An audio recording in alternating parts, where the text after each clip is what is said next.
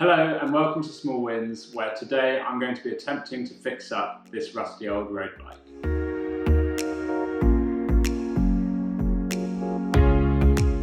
Like many people during lockdown, I've rediscovered cycling as a great form of exercise and transport. So much so that after the lockdown restrictions are lifted in the UK, myself and a few friends have decided to go bikepacking. In a couple of weeks' time, we'll drive up to the Lake District, drop our car off, and ride a 200-mile loop over 4 days where we carry all of our equipment and camping stuff on the backs of our bikes. I'll be documenting the trip along the way, so make sure to tune in for that. During lockdown, I've been riding this old Specialized bike which my dad traded a barrel of beer for. Whilst it gets me from A to B, I think in its current state it's not necessarily up for a full 200-mile ride, and I definitely don't want to be taking the risk whilst I'm going to have no phone signal and could potentially end up stuck in the middle of nowhere. So I thought this is a good opportunity for me to learn a new skill, whilst also saving money that I would have spent getting it serviced or potentially even buying a new bike. So, first things first, I need to learn how to identify if there are any problems with the bike.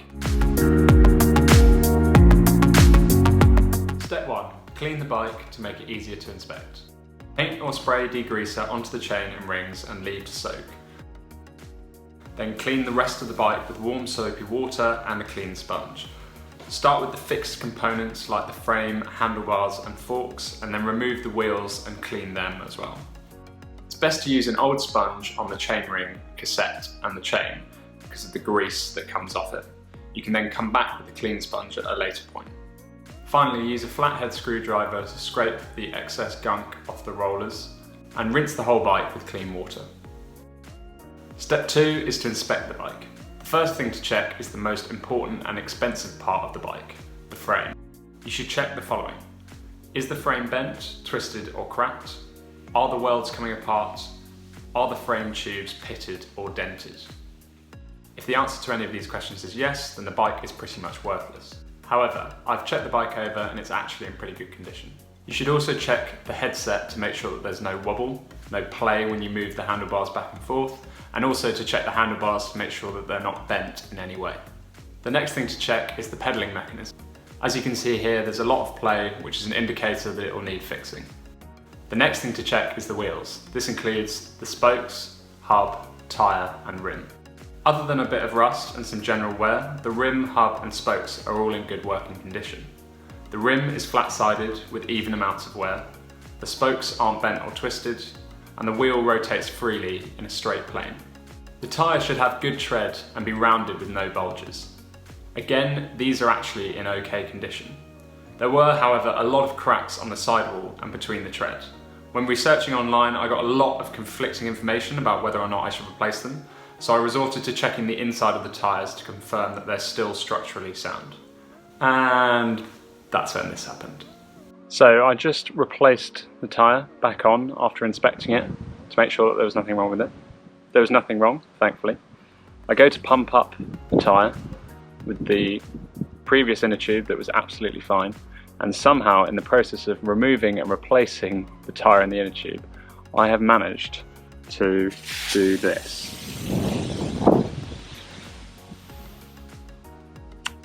Not happy. In future, I'll definitely be more careful when removing the tyres from the rims. Whilst the wheels are off, take the opportunity to check the brake pads, the chainring and the cassette. On the brake pads, you're looking for signs of wear, signs that the pad is actually shiny, in which case you should sand this off, and also signs of kind of debris on it, which you would also want to clean off. The chainring and the cassette should have evenly spaced, similar tooth profile, not too sharp or blunt. In my case, there is quite a bit of wear and I've had problems with the chain slipping in the past, but I'm hoping that I can get away with the current components that I have for a bit longer. Now put the wheels back on and check the chain for wear. The easiest method is to use a chain checker tool. If you don't have one of these, here is an alternative. Find a ruler or tape measure with inches measured in 1/16. Measure 12 inches or 1 foot from the center point of one of the chain pins. The distance to the center of the pin tells you the chain wear. If the chain is more than 1/16 over the 12-inch mark, then the chain needs replacing. As you can see, my chain is less than 1/16 over 12 inches, hence it's got loads of life left in it and it doesn't need replacing. Finally, you'll need to check the gears. To do this, you'll have to hang the bike up in a position where you'll be able to turn the gear shifter, the pedals, and the rear wheel. You can buy a bike clamp, but instead I used a bike lock to hang the bike from a pull-up bar in my garden. Worked perfectly well. Cycle through each gear combination using both gear shifters. Check that each gear indexes correctly and changes quickly without excessive noise from the chain rubbing. In my case, the gears were a complete mess. It wouldn't index anything above 4th gear, and it made loads of noise when it was in pretty much all of the gears anyway. So the whole thing needs adjusting. So, to summarise, I need to fix the wobble in the pedal mechanism, adjust the front and rear gears, realign the brakes, and depending on how the gear adjustment goes, potentially replacing the chain ring and the cassette. Oh yeah, and I also need to replace the inner tube burst.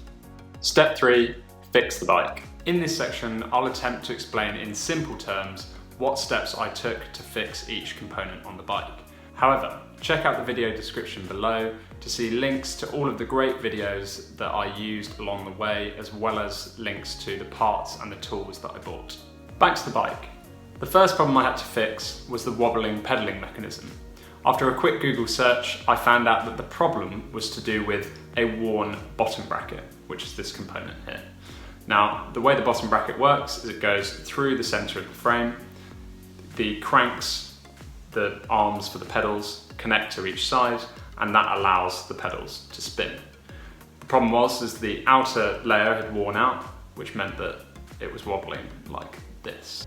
So to replace this part, all you have to do is remove the cranks, unscrew the ends, and pull it out. How hard can that be? Well, as it turns out, very hard. Using this tool called a crank arm remover, I was able to unscrew the bolts on the crank and then lever it off using this end. This step was relatively easy. Next, use a bottom bracket tool to unscrew the bottom bracket cup and remove the bottom bracket from the centre of the frame.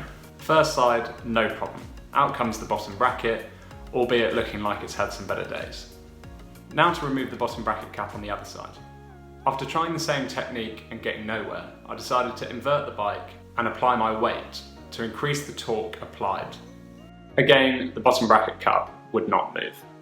Then I tried to increase the torque applied to the bottom bracket cup by using a longer pipe wrench rather than a spanner. And that ended in a broken tool. At the end of day 2, I was feeling pretty deflated because the only thing I'd managed to achieve was to shear the teeth off of the bottom bracket tool. On day 3, I woke up with a fresh feeling of optimism. It was a new day and I'd managed to rope in my old man to help me. First, we used a set of grips and a metal file to realign the teeth on the bottom bracket tool. Then we attached a pipe to the end of the spanner to increase the torque applied. Still no luck.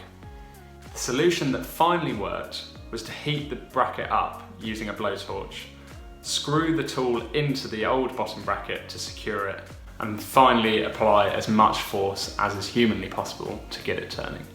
Yes! Yes! What needed heating up to... Look at that. Victory. Victory. We can see through all the way.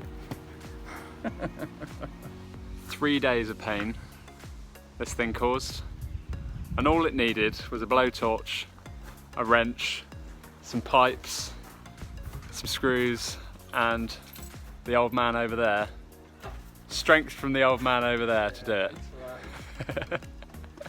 So, now to fit the new bottom bracket. Fitting this should have been relatively straightforward. However, so I'm just in the process of replacing the bottom bracket. All going really well. Really pleased with what I've achieved in the last half an hour. If I can work out how to flip the camera around. I can't, right? Instead of flipping the camera around, I managed to get bottom bracket on that side, and I've got it on here as well. What I've just realised is that in between the bottom bracket, well, I thought in between the bottom bracket and the chain rings, there was supposed to be a guard thing that holds, that the chain goes through, where the derailleur goes.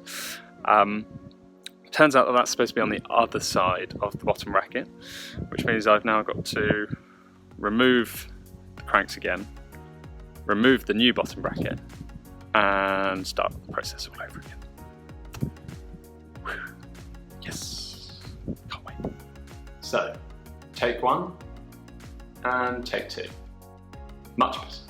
With the bottom bracket now attached correctly, the next step was to reattach the cranks. Other than the bike moving in my legs, the crank arms are perfectly solid. And voila, problem solved. Almost. So I've just realised that I've managed to cross this over and get it tangled up, which is good. Which now means that I could either take it all apart again, absolutely not, or I could take the chain off and put it back on. So let's do that. So using something called a chain rivet extractor and a helping hand from my old man, I took the chain apart, rethreaded and reconnected it. Now, anyone that knows anything about gears will know that I have definitely done something wrong here, but I can't yet work out what. I think this part here is supposed to be down here. Pretty sure about that. I have no idea how I've ended up with it up there.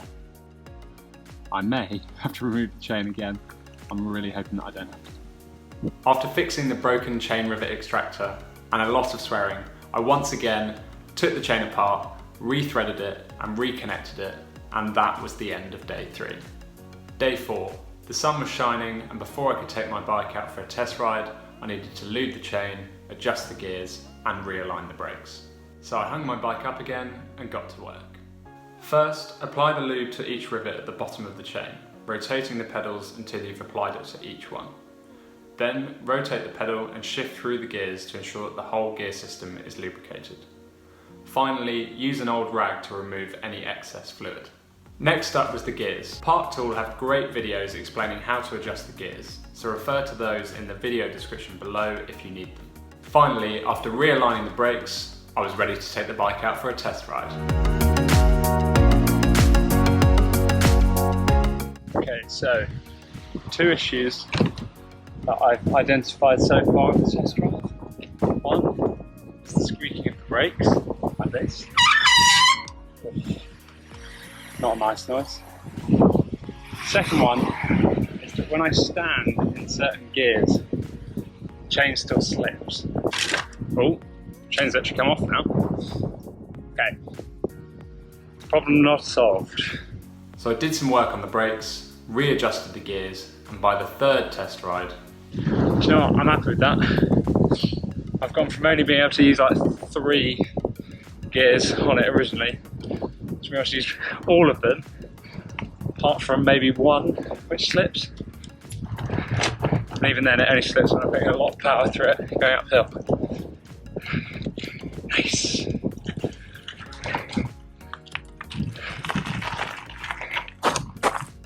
Victory. 4 days well spent. Not. So that was my initial reaction. I'd spent 4 days and over 20 hours covered in grease and sweat, making one mistake after another, trying to fix a bike that was probably worth less than £100 second hand. But since then, I've been out on a few scenic rides with friends and tasted the satisfaction of a job well done. So I think on balance, it was worth the effort. Yes, it would have made more sense to pay someone else to fix it, or even to buy a new bike. But then, I'd still know nothing about bikes. I'd have no appreciation for how they work or how to look after one. I'd have to pay someone to service it every year, and I'd be absolutely screwed if I were to break down in the middle of nowhere. My challenge to you this week is to fix or service something mechanical. It could be a bike, a car, a skateboard, whatever, as long as it's an object with a moving part. Remember to take a before and after video and post it on any social media platform and tag @SmallWinsTV and #SmallWinsChallenge. We'll share and repost them for the whole of the Small Wins community to see. In the words of Rick and Morty, show me what you got. Hey, thanks for watching. I'm new to this whole video thing, so if you've got any feedback, please leave a comment below, and also potentially even consider giving it a like if you enjoyed it. Finally, remember to subscribe if you want to receive weekly videos of me attempting to learn new skills, And also check us out on social media at Small Wins TV.